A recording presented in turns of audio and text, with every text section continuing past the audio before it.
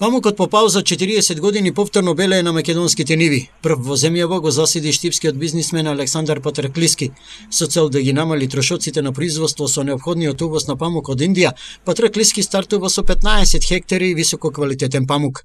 Од причина што памукот е како главна суровина во нашата фабрика, а се поголем недостаток на светско ниво има од него, како и високата цена, ние се одлучивме да го вратиме повторно памукот на нашите полиња, каде што порано бил една од главните земјоделски гранки.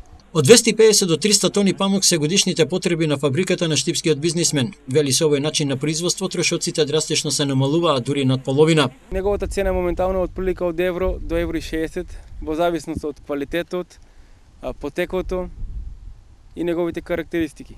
2 тони по хектар висококвалитетен памук е планот на овогодишниот род, а по толку години децении отсуство од македонските ниви. За почеток доволно, но плановите не застануваат на оваа бројка. Инаку седењето на оваа базна и пред се доходовна култура се врши во мај, а бербата е во првата половина од овој месец.